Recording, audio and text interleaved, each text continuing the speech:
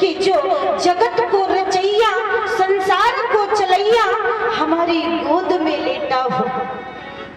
सो नाथ, अब संसार की सारी वस्तुओं की इच्छा ही इस मन से समाप्त हो गई। अब इस तन में मन में किसी और की इच्छा ही नहीं है, सारी इच्छाएं तृप्त हो गई। प्रभु, हमसे मुझे तो लगता है कि मैं बड़ी सौभाग्यशाली हूँ। आज भगवान ने कहा, हे गांडगी, तुमने जीवन में जो कुछ भी किया सो किया, लेकिन तुमने संतों के कहे अनुसार वो हर एक शब्द को सुंदरता से निभाया। इसलिए गांडगी मैं बड़ा प्रसन्न हूँ। आज गांडगी भगवान की ओर देखती है, पलक तक नहीं झपक रही। प्रभु, इतना सुंदर दर्शन, चतुर्भुज रूप दर्शन, अरे लोग तरसते हैं। इस दर्शन को पाने के लिए अनेकों जन्म लेने पड़ते हैं। एक जन्म नहीं, अनेकों जन्मों में तब भी प्रभु आपका ये दर्शन नहीं हो पाता। मुझ जैसी अभागिन वैश्या पर इतनी बड़ी नाथ कृपा की। मुझे कुछ नहीं चाहिए नाथ, मुझे कुछ नहीं चाहिए। भगवान ने कहा, नहीं गांडगी, कुछ मांग लो। गांडगी ने कहा, प्रभु यदि देना चाहते हो तो हाँ करो तो देना पड़ेगा। हाँ गांडगी, मांगो, क्या चाहिए? नहीं प्रभु, पहले कहो देंगे देंगे देंगे। प्रभु ने कहा, हाँ गांडगी, देंगे देंगे देंगे।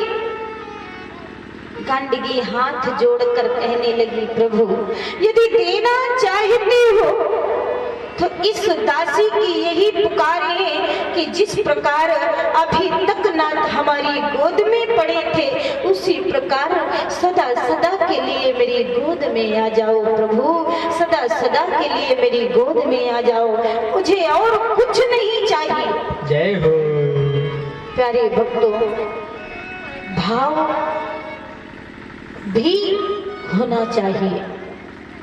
भगवान से लोग न जाने क्या क्या मांगा करते हैं, और यदि भगवान से भगवान को मांग लो, उनको कहते हैं उच्च कोटि के भक्त। गांडगी थी तो वैश्या, लेकिन भगवान से भगवान को मांग लिया। प्रभु सदा के लिए मेरी गोद में आ जाओ। अब आज परम पिता परमेश्वर ने कहा, ठीक है, यो मस्त जैसा चाहती हूँ। गांडगी वहीं पर प्रभु का दर्शन करते करते नेत्र खुले के खुले रह गए, और यहाँ सर से पिघलना चालू प्रारंभ हुई। पिघलते पिघलते सारा शरीर पिघलकर जल में परिवर्तित हो गया, सारा तन पिघल गया। भाव में इतना भाव विभोर हो गई कि सारा तन पिघलकर नदी में परिवर्तित हो गई। वही गांडगी और परमपिता परमेश्वर वहीं पर बटैया था, जो शालिग्राम भगवान है। आज भी उसी गांडगी नदी के ही शालिग्राम पूजनीय होते हैं। आज भी प्रभु गांडगी नदी के अंदर ही मिलते हैं और कहीं के मान्य नहीं होते। गांडगी नदी के ही शालिग्राम भगवान पूजनीय होते हैं और प्रतिष्ठित होते हैं। कहने का तात्पर्य है प्यारे भक्तों, जो भी करो प्रभु के लिए समर्पित भाव से करो। समर्पित भाव होना चाहिए।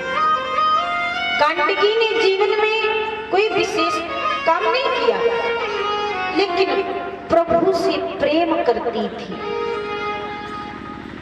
संतों का सम्मान करती थी। कभी कभी ऐसा होता है ना कि जब बालक छोटा हो तो कहो उसके आचार विचार बदले हो, और जब थोड़ा सयाना होता है, समझदार होता है, तो भाव बदल जाते हैं। इसी प्रकार जब से जानो तब से मानो। सुबह जगते हैं, यदि जगे तो सर्वप्रथम पृथ्वी के चरण स्पर्श करना चाहे, करती हो? हाँ, तो माँ पृथ्वी के चरण स्पर्श करो। इसके बाद अपने माता पिता के, सास ससुर के